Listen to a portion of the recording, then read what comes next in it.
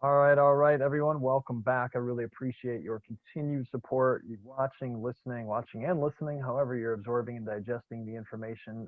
Your support is very, very important. I do this for you, partly for me, but mostly for you. We have a very, very special guest on today. His name is Bob Wollam. I will always, and I said to him just a minute ago, always know you as Pastor Bob. He is the man who was the pastor at the church that I am currently actively attending. And Hmm. he's one of the prime reasons that I'm there. The fact there's a story I can tell at another time. This is not my interview. This is not my place to tell my story. It's time for him to tell his. And like I always say, I could give a 5 minute amazing intro and all the achievements in life that you've had and all the wonderful things that you've done. But the fact is, Uh, people like to hear it from the source. So I'm going to go ahead, Pastor Bob, turn it over to you. Tell us a little bit about your story as a youth, all the way up to where you are now. However deep you want to go no, into it, I'll listen and we'll just go from there. So welcome. Thanks for being on tonight. yeah, yeah. Thank you for having me, Jeff. Sure. Yeah, amazing achievements. My skin is impervious to bullets. That's what I always tell people, but that's not true. So I grew up in the middle of a small town in rural America in Ohio, Okay. which I'm now living back here now. And I had actually, a privilege of having both parents that love me, parents that set structure and boundaries, So um, I would call it a good childhood. My dad is still a businessman. My mom really was at home for growing up most of my life, and faith was a big part for them and in our family. But for me, it was something that I was sort of drugged to everywhere. So I was the youngest of three, and I went to church, but I really didn't care. So that's sort of my faith start. But so you can imagine being privileged and blessed, and having the sort of right upbringing, um, being around all the stories, always being at church and in the community. And it's not to say that I didn't have friends, the church wasn't impactful, but like I just didn't care about God. I just did those things, listened to my parents to a degree so that they weren't on my back. I guess that's the easiest way to say it. So I had faith in the sense of like I had a base that I couldn't escape because I had to go to church. But I didn't have faith in the sense that I was still sort of doing whatever I wanted on the side. So it's a weird faith journey to say you don't really care about God when God's provided and kind of sets you apart in a very privileged way that there's a lot of people who don't have two parents like that. That's a blessing in itself. Yeah. I went to college in Grand Rapids, Michigan, and the only reason I went there um, was my father said he would pay for school, or at least a significant part of it, if I went to a Christian school, um, which I wasn't dumb. I was like, I don't want to pay for all this. I was just going to get away anyway. So the only college I knew was Christian, believe it or not. I was so sheltered in this little community. It's like a farming community. Was one that my pastor's son went to for one semester. It was called Calvin College, which turns out it's a liberal arts college. Turns out it's really difficult college too. I didn't know it was that hard. Hmm. Um, didn't know a lot about. I actually, and this is how crazy it is. I didn't even go for a visit. I just sent in my Just like, all right, whatever. let's go. Yeah, that just kind of shows you where I was at. I was like hanging out with a friend, whatever you want to do. So college was just kind of like, yeah, what are you going to do? I don't know. So I decided to get a teaching degree. I enjoyed to teach. That's one thing I always did. And at college, it was just kind of party as much as I could and go to school. And I did that for a long time and had a lot of friends and just did whatever I wanted. So my life for quite a while was really, I mean, you can use whatever words you want, but it was just wayward, crazy. I just, the list of things that I'll never worry about my sons because I don't think that they'll pull half the things I did. I seriously don't. I seriously don't think. And really, I left when I was 18 and then never came back home. Like, I mean, I would come home for certain things, but I was left and gone, paying things and just, man, just doing whatever I wanted. And I didn't care. So that was, apathy was a significant problem in my life. Um, Long story short, I got done and graduated, and there came like a significant turning point in my life, where I woke up one morning and I was just getting tired. I was tired of the lifestyle. I was tired of the people. I was tired of everything. And I just remember looking in the mirror, and you just like, there was this sort of like, who are you? Like, why are you doing this? Why are it's sort of all these existential questions like hit me at once. And little did I know, like that was God's spirit, like specifically saying, like, when you have you ever had that thing, like, something's inside of you, like much better than what you have been or what you are doing right now, whether it's a job or whatever it may be. There was just this overwhelming thing of like, what are you doing? You're an idiot. And it was in there. It was a strange prayer. It's like, all right, God, I'm tired and it's time. Whatever we're going to do. And long story short, I had been dating my wife along with other women. She said I could only date one at once, so I chose her, and that was a smart move. Good And move. yeah, it was a very smart move. She's a smart woman, and the center of my life. And we moved. I moved out of my house with like 10 guys I lived in. And I got married right around the time, and we went to a church, a little church. It was a cool little church, and it was full of people who never went to church before. It was very like evangelistic church, and so there were all these people who were genuinely happy you were there, like really happy. And that's when my life and faith like took off. It was, okay, God, I'm tired. And in that span of within like a month, all this stuff started happening, and people began to pour into me. And I was there for a couple of years. I began to volunteer, and there came a point where somebody said, man, you'd be good at this. Do you want to intern? And I had a job as a pastor here at the church, which is code for we're not going to pay you anything really, and you work full time. So I said, I don't know. And, I had all that base and knowledge before of the Bible and all these things. And suddenly my faith started becoming alive, and they sort of intersected, and it just became something. So I said, yeah, I do it. And I was running a large center that helped kids learn how to read, and had a bunch of teachers. And I stepped away, and I stepped into this, and I was just doing administrative stuff, helping the church. It just moved into a building. It was chaos, and setting stuff in order. And I had a way to do that. Like I knew how to see things and say, this is a way, and make it a reality. That's what I was doing. And then there was one day, like a year in, like, you should preach on this date when nobody's going to be there, because the pastor couldn't find anyone.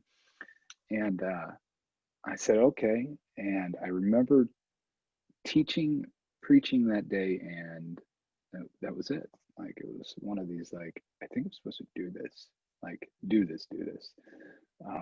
Didn't know, but before then, like, but that's what I really felt called to do, like a real calling. And so I told him that, and he said, well, let's have you practice, because I needed a lot of work. And so we did. And he let me do it for a while. And then I started taking classes online, graduate level classes. And there was a guy, my wife was in cosmetology. She cut hair. And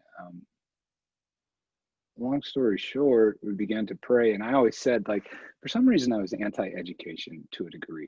I always said I'd never go to seminary unless somebody paid me, as a joke, because I looked at what seminary did to some people, and they didn't seem to be on fire. They seemed to be kind of caught up in the clouds, and you can do that, like get to study the Bible but never really know God. I think it's possible.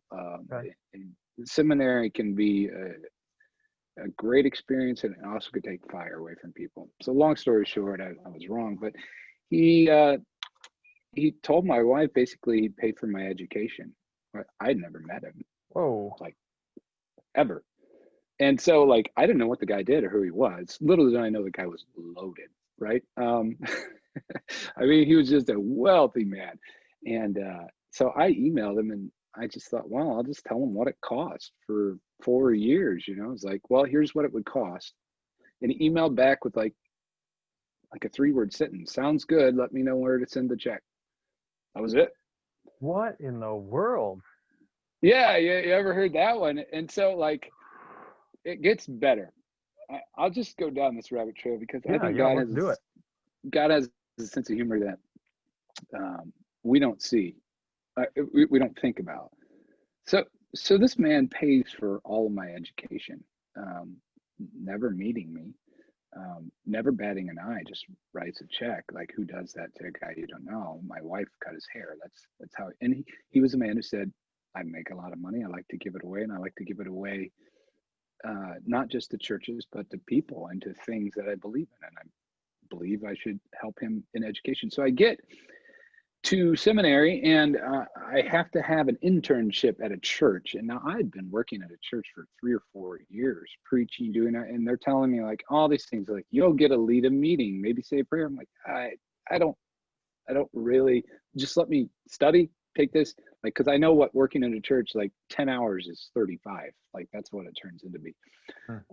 And they wouldn't let me do it and wouldn't let me do it. Well, I said, okay, what if I just pay you the money for the class that I'm supposed to have, and then I have the experience? And they said, no, you have to go to a church. And so I said, okay. And I chose this church that was not part of their denomination, but it was this little startup. It was a new church, had no money. And the thing was, they had a fund set aside for new churches who took on interns that the school would actually pay the person. And so here's where it gets funny. Like, my checks would actually come from the seminary. So to go to seminary, I was being paid by them. And I remember the first check, looking at it, and there was this reminders like, remember when you said you wouldn't go to seminary unless somebody paid you? Wow. Yeah. Right? There you go. God's got a sense of humor, right? Yeah, there was like, oh, okay. And Hmm. so that was kind of church too. Like, I had to leave this community I loved and people, and they understood like, okay, this guy's got a calling, and went to school and was working at this little church that grew into a very big church, a couple thousand people in the span of like 6 years, 7 years. Wow. And again, I was doing the same things. I began to teach more. I was one of the teaching pastors, but I just helped organize and set it up. And like, my fingerprints are all over that church, in the sense of like, that's there. I was there in the meetings that we had an idea, and now I can see it. It's cool because it's like, hey, yeah, I remember when we were sitting there like dreaming what that would look like 10 years from now. So I was helping create things, hand them off to people. And I was doing that. Loved to teach. I had my own interns. I just had it good. And then I woke up one morning and I just was kind of like this feeling like, whether, I don't know if I need a challenge in my life. I'm still trying to kind of discover this.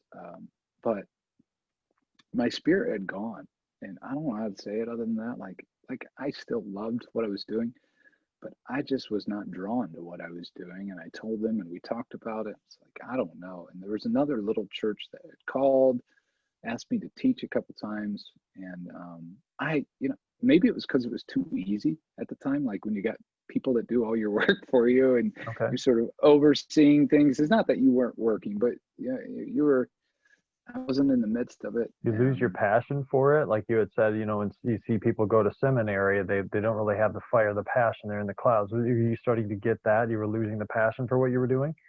You said your spirit had left you in it. Yeah.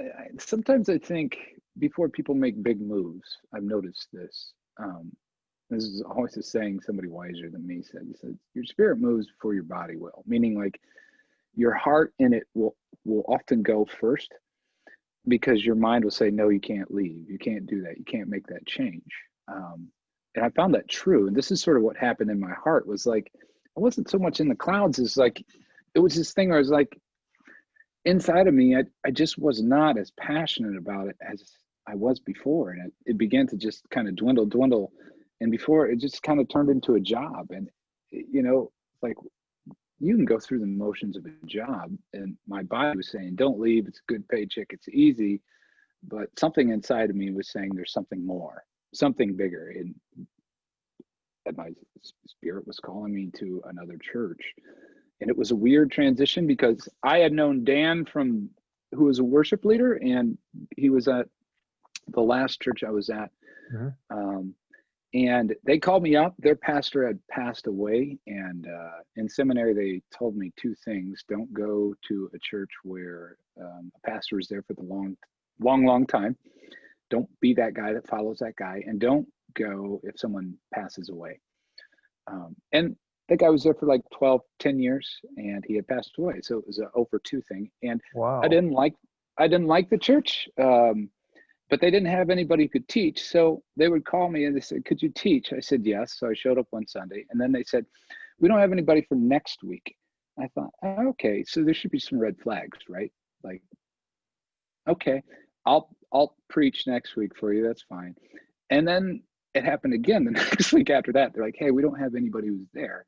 Can you preach again? I said, yes, but this is the last time, because I knew they were sort of in this mode of looking for people. I said, it's not really fair to just have one guy in. I'm like, I'm not there. And it was this weird thing that the pastor who passed away had called me a year before. And he had set up a time to preach a year later. And I've never had that in my life. And this is when it gets to like, okay, something was happening. And I set it on my calendar. He's like, can you preach this date a year from now? I'm like, yeah, I'm pretty sure it's free. So I set it up, and believe it or not, it was like 2 months to the day after I had preached the second time. So it was like I had one more date on my calendar for the same church that had asked me 3 times in a row. And Wow. I went there, and only reason I went there is because I used to play music with Dan, who was the worship leader. And long story, it's a long story as it is. I don't care.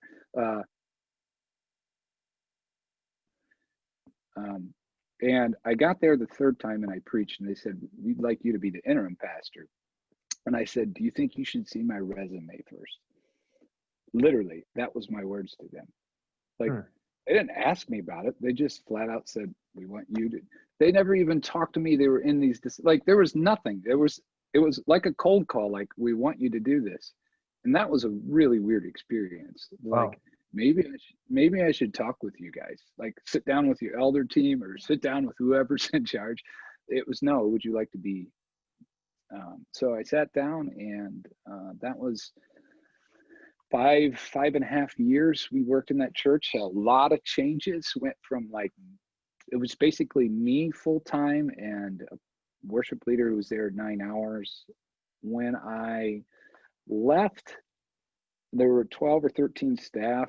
It had no building at the time. We had building and the land and, all those numbers. And it was just, it is still a cool place. Like God did tremendous things in the span of 5 years, from numerical, financially, building, people, spiritual, just an absolute blessing. So, and it got to a point after year 5 or so where we had moved in. We had not that you make it, but like really, I mean, people all in the right place, a lot of peace. Like there was a lot of struggles in those 5 years, and I had that same feeling like there's something else for you.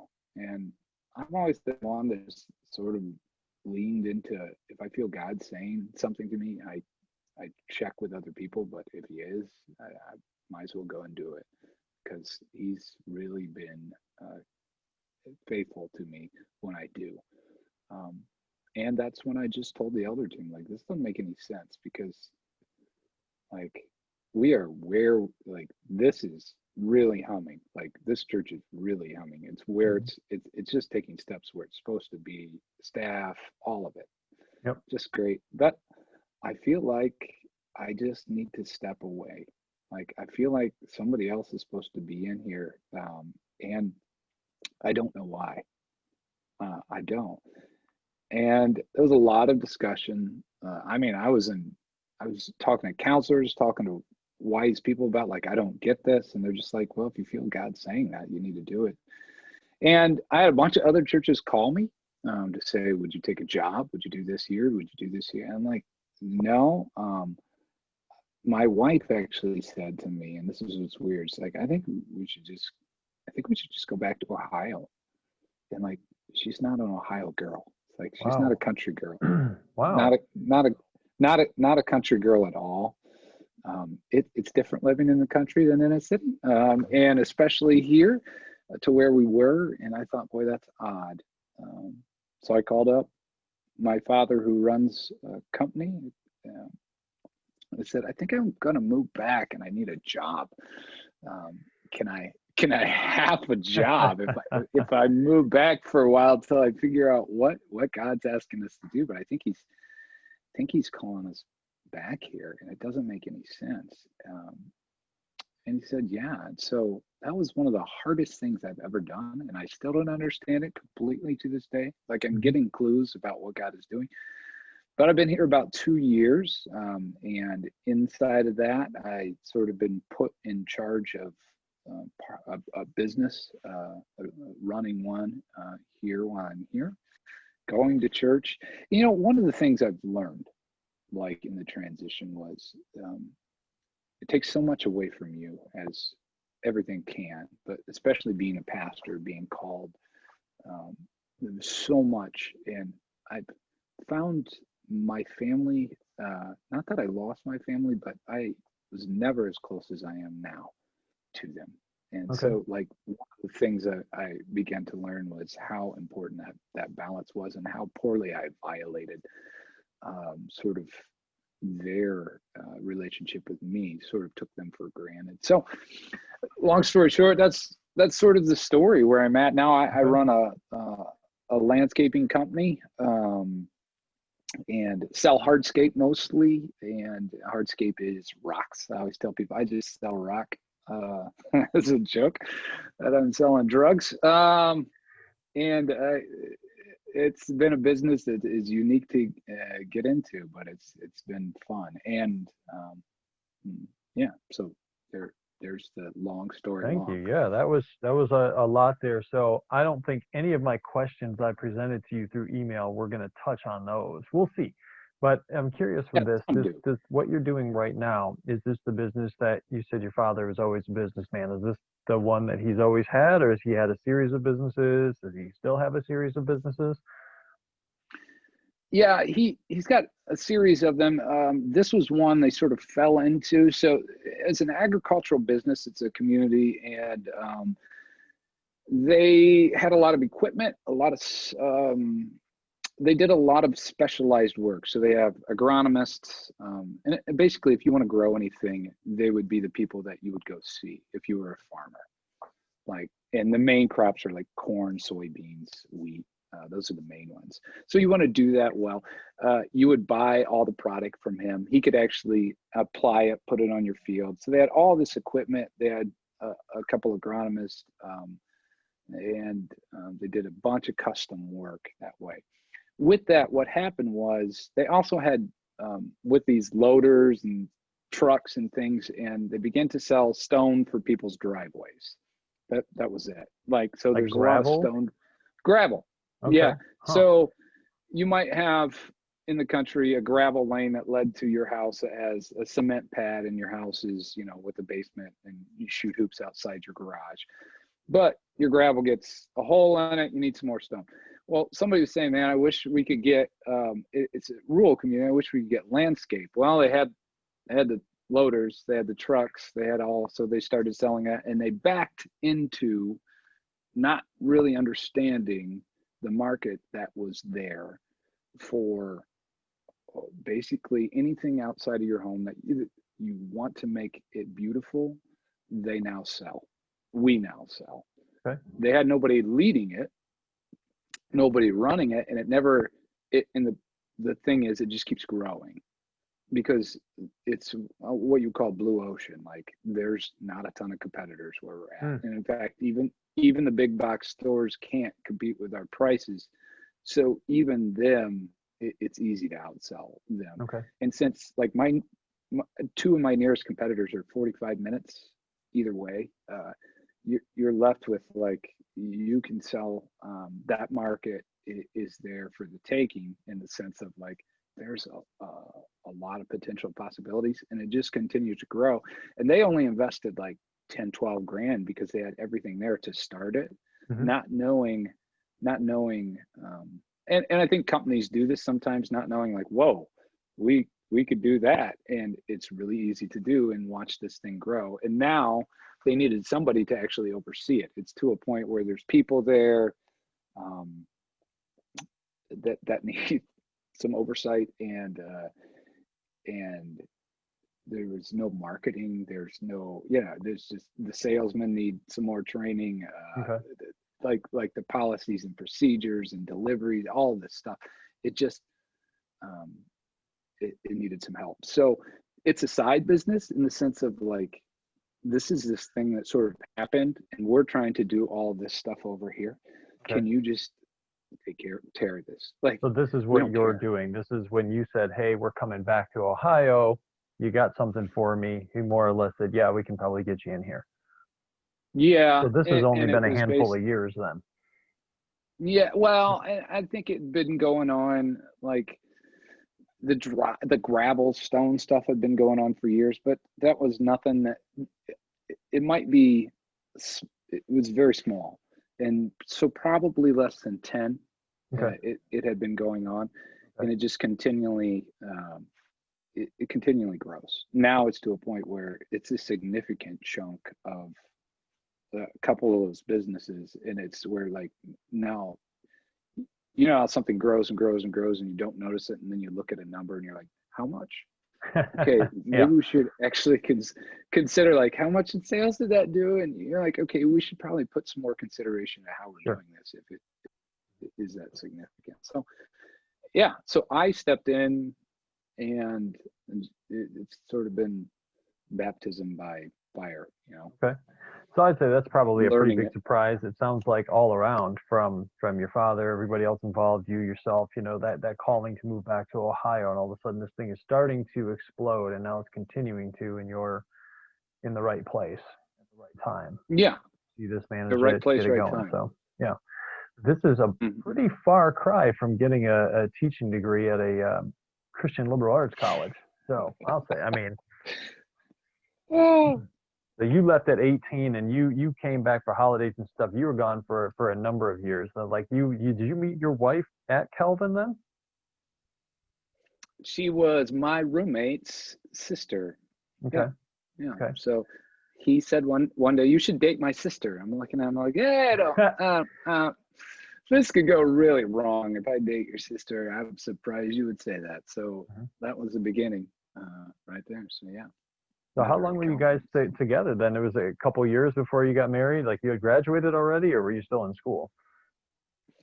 it's right at the end of school. I was student teaching. Yeah, we were together 2 years Okay. before we were married. So, and I think we've been married 18, 19 years now. So It sounds been a like she while. was pretty impactful in your life, not only in obviously making the wise decision of monogamy, but in Mm. other areas as well. And I always love to ask the question as far as who are your biggest influences that had an impact on your life. I'm not even going to dare say it. I'm going to say I'm sure that she was one of those. I mean, that in school, hey, we're going to do this. It's just going to be us.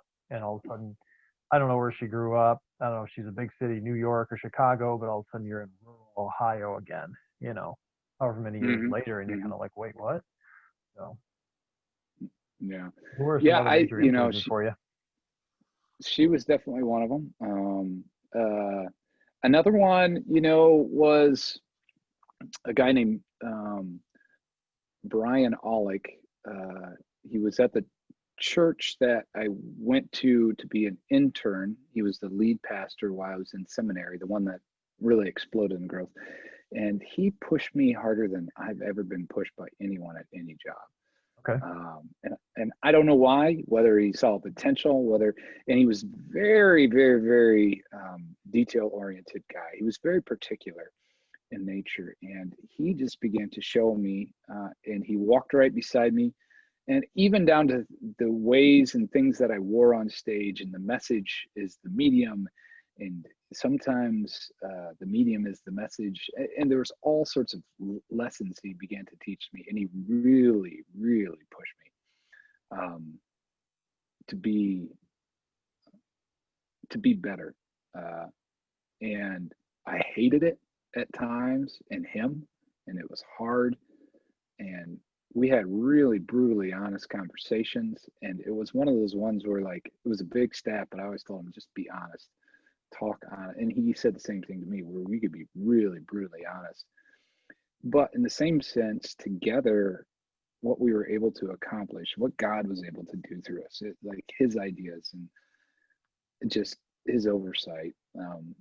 Well, it's pretty amazing to see how impactful it was, not only in our lives, but like in the community and lives of people. So having someone that would invest in you that way and push you that hard, and I don't know why, just he didn't do that with everybody, but he did with me for some reason. And that person, he's another man. And I would say that to anybody who is in business, who oversees anyone or in any sort of leadership role. Like, if you're not investing in someone underneath you, and maybe you're not at that point, maybe you'll get to that point, or maybe you don't have anyone who can invest, ask, or pour your life into someone else. You know, you're supposed to make a disciple. And I think there's a lot of ways you can do that. It's not just, I think, a Christian thing. I think it, like, as in church, and I just make a disciple spiritually. I'm in every area of life. Like, the problem is there's a lot of people with a lot of gifts, and a lot of people in leadership and companies all over that are going to die with that gift, and die with a lot of wisdom and knowledge that they've never shown to people. Like, wow. You know, and I see that all the time. I see young people coming up, and I see people struggling. Have you ever seen somebody struggle and you've been there, and you're like, hey, I've been there, man. You don't want to do that. Yep. And sometimes so, you just have to give that unsolicited advice. They're not even asking for it, but you know it's going to save them months, years, hundreds, thousands of dollars of, you know, difficulty. And you're kind of like, I don't even care if you want it or not, but this is what it's going to look like probably.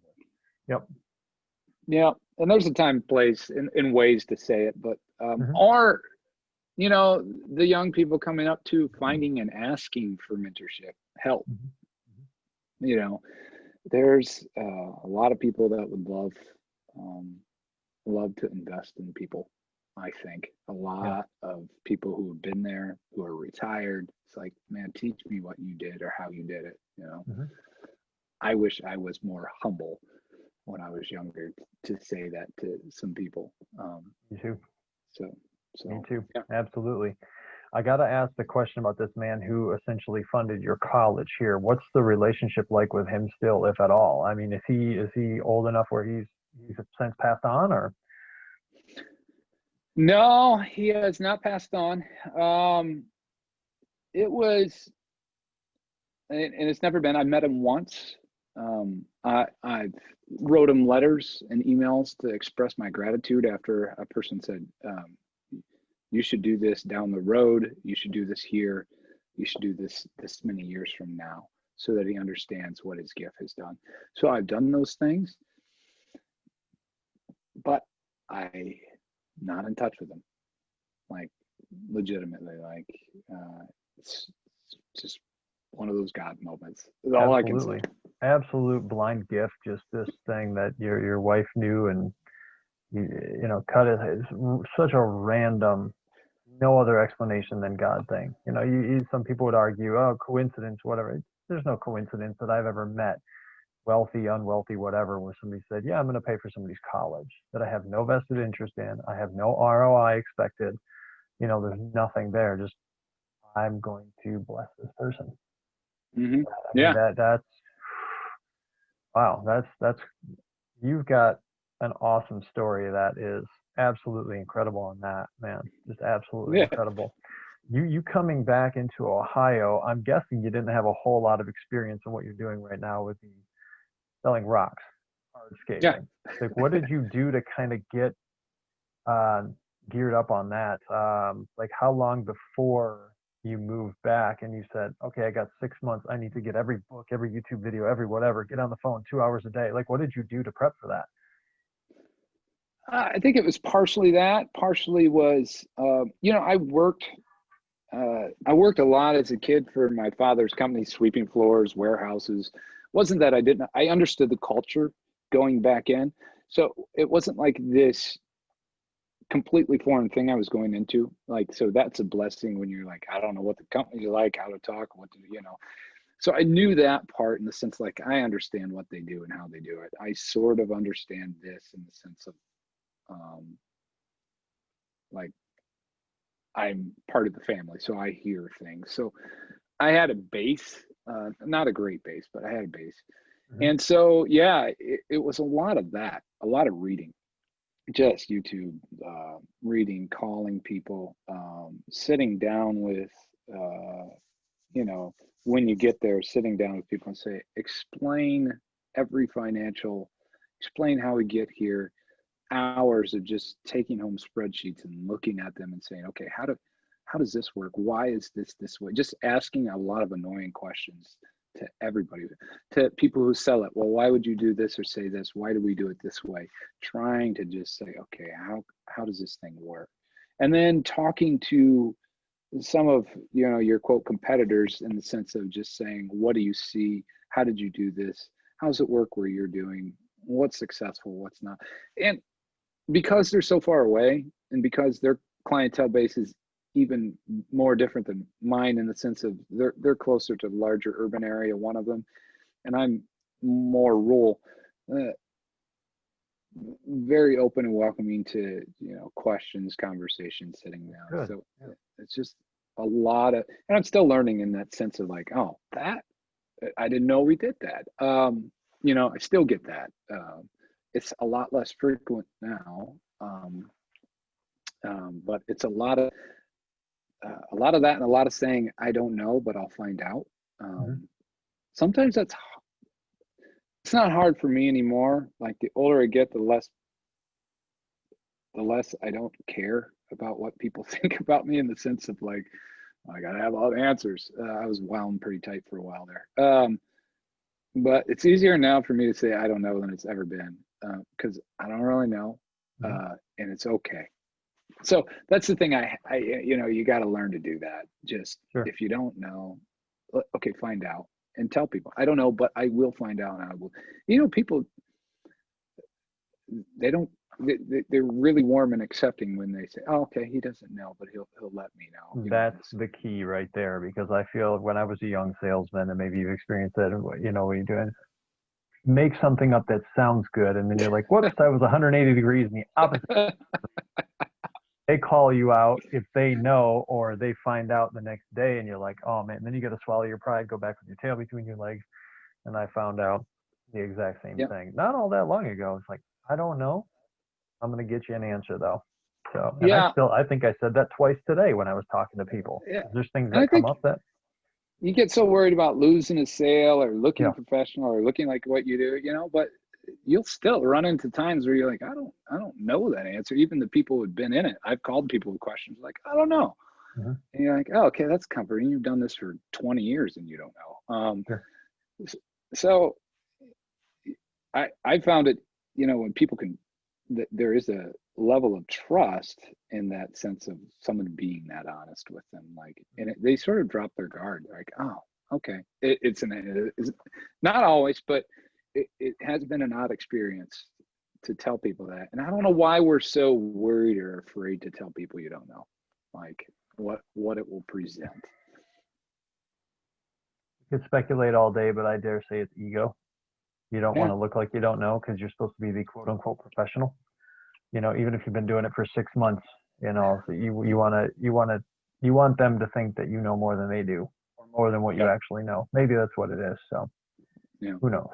So yeah, I got kind of a two-parter question here, with a little kick on it. So in the last year, everybody's had major, major things happen in the last year, whether your business ultimately thrived out of it, whether your business, yours obviously hasn't closed, but I've talked to people that have had businesses have closed because of COVID, et cetera, Yeah.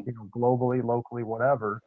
What's been kind of the hardest thing that you guys have gone through, and how did you get through it? How did God bring you and your business and your company through it? Yeah, I think, Corona virus really, and I would say this probably rings true for most people and most businessmen I've talked to, and family who are in business different than mine, has really been a challenge for anyone in any kind of business. Because it presents an unknown. You have all these projections, you have all these goals you sort of set where you're like, we're going to do this, and this is this and this. And suddenly there's this thing that no one knows anything about. No one knows what will happen. You get one check. What are they going to do with that money? People are stuck inside. They're not stuck inside. You wear a mask. You don't. What about people? And there's all these like anxiety and tension. And that anxiety and tension and that unknown has been a significant hurdle to just say, it's okay. Like, I think we like to be in control, like Mhm. I do at least. And it exposed how much we really don't have control of, Yeah. right? It's For a been a lot of, tough year, yeah, to realize that, and if somebody like you wants to be in control of everything that I possibly can be, and then have to look at the big picture, and especially when I look at my 14-year-old and I say, I'm giving you this life lesson I wish I had 25 years ago. You control almost nothing in your life. I'm 25 years older and I'm finding this out now. I don't want you to go for the next 25 years thinking that you have so much control. Yeah, go, keep going. I'm sorry. no, Yeah. no, yeah. And, you know, it smacks you in the face over and over again, even if you've said it. You get so used to like setting things, this is what we're accomplishing or doing, and suddenly you're like, well, I don't know what this is going to do. Like, now for the market I was in, it was, we had all sorts of things we were going to push, all sorts of trade shows we're going to, I had a trade show happening anyway. Yep. And then it was like, well, what do you do? Like, even something as small as like, okay, here's marketing, here's where we're going to push, here's the target areas, here's how we're going to do it. You're like, well, do we do it? Because will people buy anything? Like, are you just going to waste money? Mhm. We were in such a unique place, though, selling basically anything that makes the outside of your home beautiful. We have agronomists, we have fertilizers, but we also have hardscape. The thing that we didn't foresee, and this is what was hard, was like, well, what do you do? Like, that's a big challenge. Like, I have all these plans. Maybe I should just scale it back. And that's what I did first. I'm like, okay, we're just going to scale everything we had planned back. We just can't spend. We're just going to play this safe. And when that was where I was going with it, not knowing that market would explode. So what happened to us was triple digit. Like, I was trying to grow by 6% this year, and it's in the mid-level triple digits Whoa. of growth. So all of a sudden, everybody didn't have anything to do. They had a stimulus check and they wanted to go outside. So what are you going to do? Well, you're going to take care of your yard. You're going to do that new project. You're going to build that new thing. I'm going to make my yard look nice. Yep. And nobody knew that was coming. Like, and all, just praying, like, help me, give me peace, Lord. Trust you. You've been good to us. Like, that was the other thing, is like, how much do you really trust God with your business, with what you do? Like, it's easy to say, oh yeah, but then you go through all these things to ensure. Like, this was also that point for a lot of people. Like, I trust you're going to care for my needs, not always my wants. I can't explain why I've been blessed in that sense. I can't explain. It was a nightmare in the sense of, you are never ready for that amount of growth. Just exhausting. I bet. Like, Jeez. people are like, hey, we're not working, we're not doing that. I was like, no, I'm working 65 hours. Like, you're working 60, you're trying to hire, like, because another thing we do is like, if you wanted rocks, like decorative rocks, lava rocks, you wanted bricks, you're going to create something outside, you want them dropped off, well, we'll deliver them for you. So now I got to find more trucks, more drivers, and I have rocks and things coming from different states, always, with so many, because anyways, long story short, all that inventory, trying to make sure that comes in to keep up. What does COVID do to shipping? Sure. What does it do to inventory? And inventory is going like mad.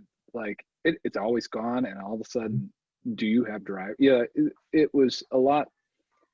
It's finally slowed down now, and I'm thankful. Yeah, I was just realizing, like, everybody wants to talk about growth. Explosive growth can be very challenging on everyone.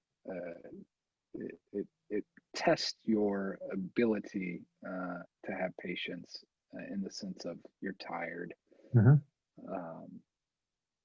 And that was one of the things that was a big surprise for us. What happened to that market? No one foresaw that ever happening. And then what happens to you when you're forced to try to keep up? Yeah. So you're irritated, more easily irritable, with your family, your children, your wife, your parents, your friends, your coworkers, your whoever. Yeah. People and just then your not working. too. And and then even with your clients too. And then there's that risk of, well, now I feel more pressure because I have to. You said you got to get more trucks. You got to get the inventory in, because if all of a sudden it's 10 weeks before we get this, I got this check now, I want to spend it now. I want to spend the whole summer outside because I can't go anywhere. I'm going to find somebody else who'll get it done sooner, even if it costs 10%. It's like a lot of industries experience that, and it was really, really a big shock. Where even myself too, I think, 3 or so months where I was running double the appointments that I usually run in my day job, just going 6 days a week sometimes, going, whoa. Yeah. Right. I'm gonna go home, go to bed, and I'll put the orders in the morning and then keep going. So obviously that's that's a success and a struggle all in itself too. I mean, what are some of the things that you're doing now that you've gone through? You said it slowed down a little bit. Are you continuing to research different technologies with your agronomists, your fertilizers, these kind of things? Like, what are you doing to research what you need to do to make sure that you stay on top of it? Well, a lot of on top of it, what we deal with is fads for really housing. Like, okay, what's happening in these trade shows? What are people actually interested in moving? How can we move and change inventory to sort of match what people's tastes are, right? Okay. Where does that come from? So case in point, one of the things that's very popular now, you'll see a lot of houses are gray. Siding is gray or dark gray. You see that, or they're going white with black shutters, like a country look. I don't know if you've seen new houses. What they're doing with their landscaping and hardscape and all that is often very dark rocks, super black, and this is like a fad that we suddenly discovered, like, wow, every single dark rock is selling, and anything with color does not seem to be. So how much of this am I sitting on? So it's one of the things, trying to stay on top of it, is trying to understand where that's going. And the only way you can do that is really in conversations with everyone who's selling, and also some of the brokers, calling them, who are in touch with people who do this across the country. It used to be you could go to a big thing was like trade shows really help kind of reveal, like, okay, this is what people are doing, this is where they're going. And so magazine, you can look online, but it's a lot of calls of like, what do you see selling? A lot of conversations of that, like, and you'll see, then it's calling some of the guys who kind of are jockeys for us to say, what do you see selling across the nation, and where's it? They won't tell you where they get the product from. That's another thing. But like, sure. What this is what we see. What do you have product wise that would be for us? So It's kind of limited now for us, and that'll be a challenge because it's more leaning on to conversations and phone calls because, like, to catch and understand those trends, I have to ask builders now, like, what do they see them doing with houses? Talk with some of them. I have to talk with the people who are actually selling. What do you see happening? And usually those fads don't change super fast. So staying to date with that is really important because you want to sell the product you have and not like there's a product that I've sat on that I would pretty much give to you if you wanted it because it's never going to sell for a couple of years. Well, I'll make sure to get you my address. We'll figure that one out. Pretty much give it to you. I wouldn't enough. Yeah. And you would put it outside and you go like, that's kind of ugly. I don't like no wonder it's so not I selling. understand. Right. So tell me, so in your business, the last 2 years, since you kind of went down there, roughly 2 years, what it is. Obviously, there's ways to run a business, ways not to run a business, success, fails, rise and fall, and all those things. How has I guess the question is a little bit unique to you. I feel it is. Maybe you don't feel it is. The listeners won't either. Coming from your background, from Calvin, being a pastor, having all of your experience with that, and then going into business. Have there been times recently, and what were those like, where you say you got an opportunity for something, maybe not COVID because obviously there was explosive, you just couldn't control that, but opportunities to do something that could really bring the business to the next level, put you guys in the black, exceed projections or whatever that you just said. It's not ethically, morally, it doesn't align with, my faith is going to prevent me from feeling good about this if we do this. Yeah. Yeah. This one was hard because I feel it's easy to like pronounce something or believe it, but like when it touches your finances, like that's to me that like when it has the ability to impact your finances, that's where the rubber meets the road, so to speak. Well, that's your whole family too. Are we going to be able to get new clothes? We're going to have to go to secondhand. Are we going to eat name brand? Petty little things like that. But I mean, it's so far beyond too. Are we going to make the car payment, or are we going to be a couple days behind? Even as much as that. So one of the things for us was, and this was hard. Like, I wanted some of the drivers, to be at home with their family, and so Saturdays, you're not working, and Sunday you're not working, and this was in the midst of explosive growth. Now, where do most people go on Saturdays? Well, they go out to shop and they go to home and garden centers, they go to Lowe's, right? Which means you are correct. I'm going to work, I'm going to still sell, but I'm not going to deliver, and I'm not going to put any product out on that day because I believe they need to be home and experience a weekend if you're working 10 to 12-hour days, 5 days a week. That's not a wise business decision. It wasn't. Like, financially, I know it wasn't. And we've never opened on Sunday. That's not my policy. That's been my father's, which was my grandfather's. So that's never been a thing. But the one on Saturday where we said, yeah, can you drop it off on Saturday? Can you deliver it? He was like, no, we can't. And you probably lost business sometimes on that. But yeah. But you still had triple-digit growth. I mean, there's no probably on that, and that was hard. That was hard too, to say, you guys go home, you guys enjoy this. I'm going to be here. I'm not going to be here all day. I'll be here for a shorter amount of hours. I'll help people, but sending those people home, knowing that I think that's important and valuable. And it went against, it's just a lot of financial ramifications of making that, but it's good for the employees, and their general well-being, I guess, mental health at least. And other things. Yeah, absolutely. Yeah. Well, I want to kind of close it out here as we've gone, for a while. We could probably talk for another hour on that, but I always have, the question that always comes up is, if you could step into my shoes, Bob, and ask yourself a question I haven't yet, what would that be? A question you think the listeners would want to know what the answer is? Or maybe a Did question it? you want to know about me. Yeah. No, I would ask you the question, like, what's your passion and desire with what you're doing now, like with this podcast?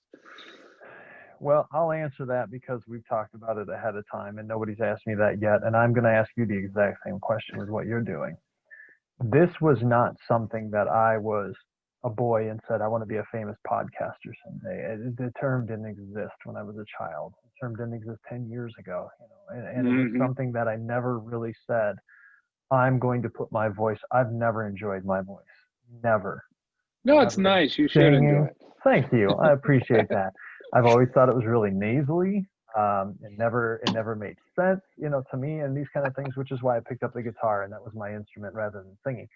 Yeah. So for me to do this was more, it started a couple years ago where I was part of a marketing group. I was in social media marketing and I was failing, epically failing, spending hundreds and hundreds of dollars a month. And just, I didn't know what I was doing. I was doing everything wrong. And somebody pointed me in the direction of this guy, and he was putting this company was putting out their numbers every week. This is the prospected numbers. This is the recruited numbers. These are the sales. These are the new customers. These are the new business partners that we've had with our, 10,000 members in our group, kind of a thing. And I went, those numbers are unbelievable. I cannot deny the fact that those numbers are like earth shattering in the atmosphere. Looking at this like stratosphere, whatever you want to call it. So I started doing that, and his big thing was doing live videos on Facebook.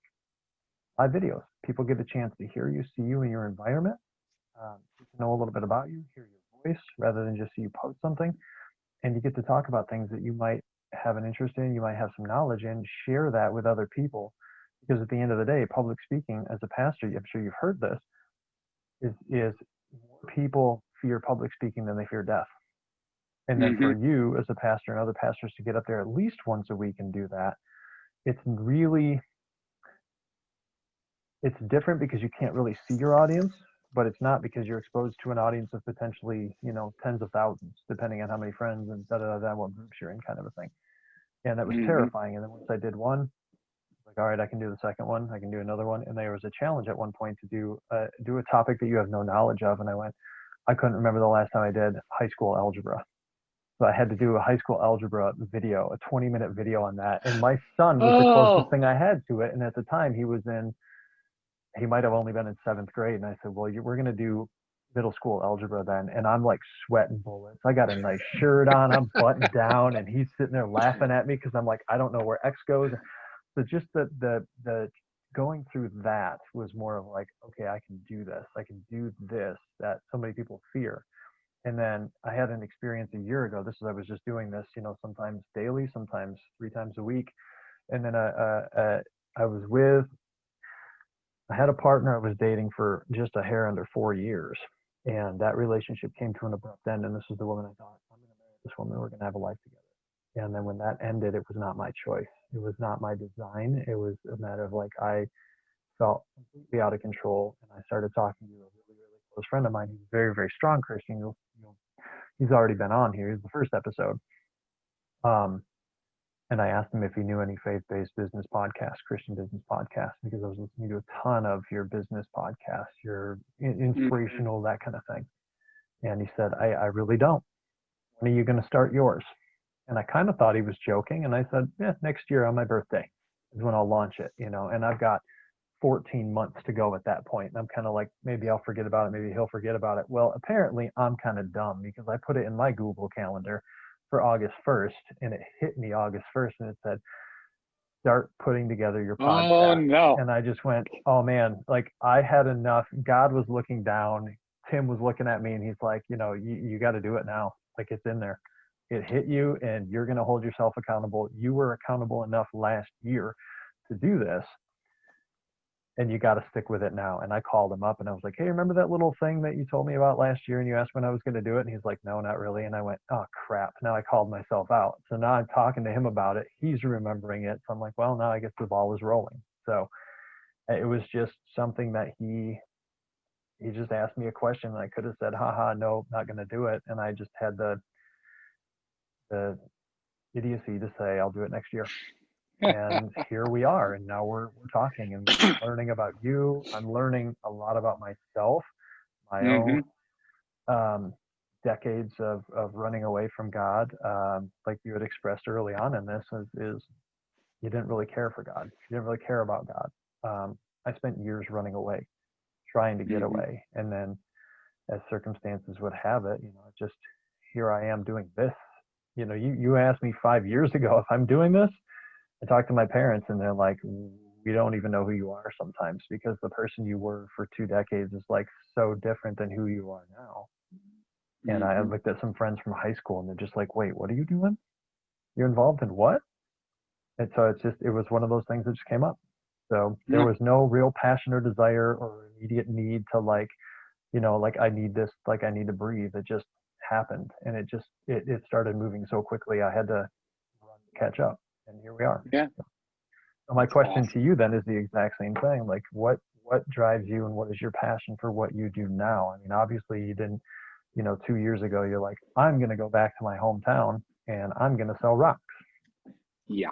So Um, I think the passion for me is is kind of two part, um, to enjoy God in all that He's given us, and that's not to say, uh, like, I'm not even talking like money. I'm just saying one of my passions is learning to say, okay, there's so many blessings for any person in any situation every single day, even if it's as simple as breathing, and yet we don't take time to do that.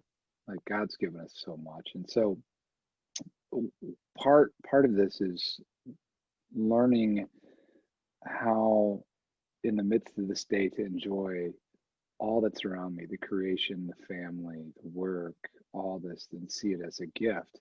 And in turn, sort of with that passion, how can I then bless other people? Because I've been blessed so much. Like it's easy to say you want to bless somebody, you want to help them out, but you do it with the wrong attitude or the wrong posture because you in yourself don't see how fortunate, even in the midst of people going through super hard things, God is just constantly working to bless me, like so many different ways. So, how do I then bless and extend His kingdom with the little things I have in every single day interactions with people? Whether it's a smile, whether it's I don't have time to talk to you, but I'm going to sit down and talk with you. You have been on this lot looking at this stuff for 55 minutes, and I am getting tired of following you around. yeah, Um, and but it begins to show up when you do that, when you begin to say, okay, I'm just going to try to bless these people. I'm going to try to just extend God's kingdom through my love and blessing, whether it's my presence and my patience, it's love, whether it's sometimes financially ways you can do that, whatever it may be. So it's teaching me, God has been teaching me, and it's becoming more of a passion in my life to first learn to enjoy yourself and the things around you. And maybe it's not the stuff, maybe it's the people. And then when you can do that and see how blessed you are, learn from that posture of blessings how to take that and bless other people in your life every single day. And, it's changing me in the sense of it makes me slow down and see the things around me that I had never seen, the people around me. And it also opens up avenues and outlets and things that I never had seen before that people just uh, people need people like that in the world. That's how God changes them through small interactions. It's not these great evangelical crusades, not that they're bad, but like it's through everyday people, whether it's in your business, whether it's in your interactions on the phone. You have thousands of them all the time that can change lives, and that's how God uses people. So that's kind of my passion, learning how I'm blessed and how to take that and bless others so that God's kingdom continues to grow. So so along with passion, it almost sounds like that you feel like that's your purpose on this planet then, is to learn how you can bless other people. Use the gifts that God has given you just to bless them, to make their life a little bit better. Yeah, and I think it's in part like learning yourself and who you are, like in all these self-tests that you take and personality tests that I've taken. One of the things I realize is I always see things, whether this is good or not, whether the number you follow on or whatever it is, whatever personality, I always look at things and say that could be better. Like that is my natural bent, to look at something and go, that, as cool as that is, man, there's ways to make this a lot better, which is good. I could reform and change these things, but it also presents a challenge because you never fully see everything around you as man really good. You're always looking at it like it's either broken or you can make it better. When, so that there's a drawback to that. Sure. And it's learning it, and so that making it better part has really been beneficial in things like in church work and nonprofit work and how do we create and make this thing, and looking at things critically.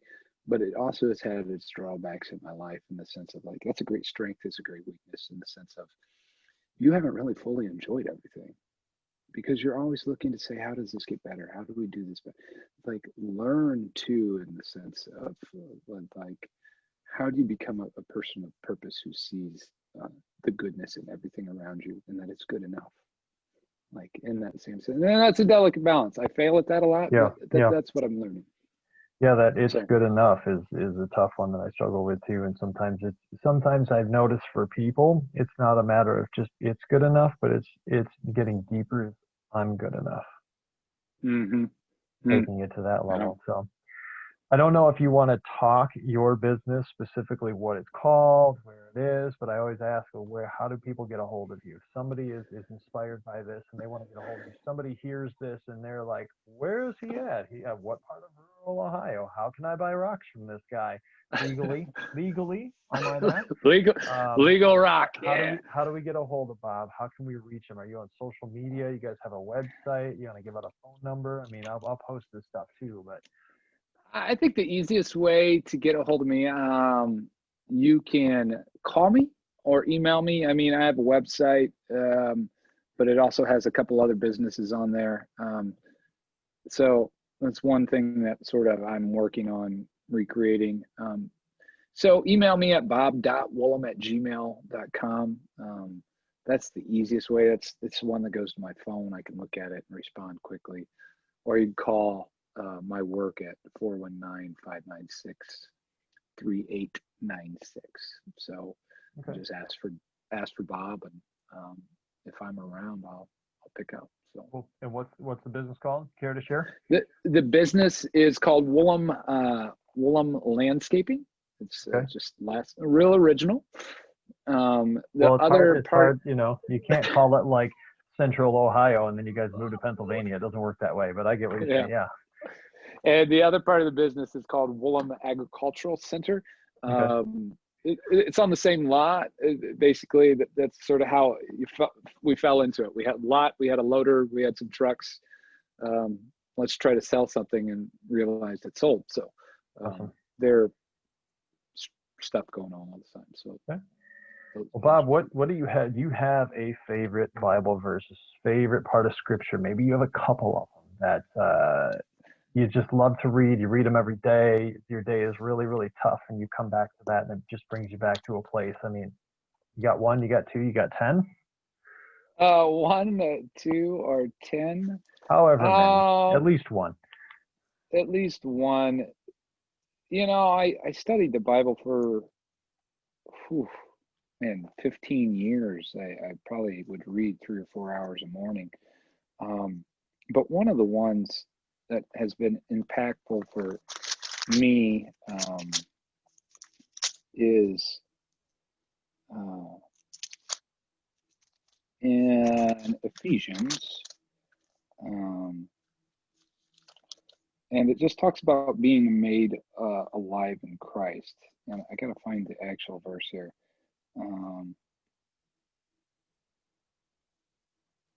Here it is.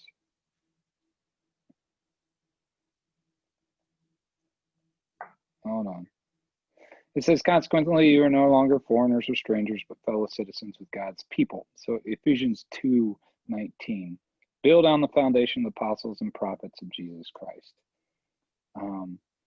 And it's an idea, a mindset that you understand that we're all just God's children. Yep. And no matter who you are, what you come from, what your background is, we're all the same at our core.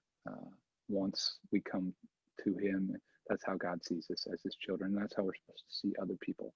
And we're joined together by Christ. And that's a mindset and a mentality to learn that even if people are completely different than me, might look different, vote different, might even be religiously different, they're still God's children.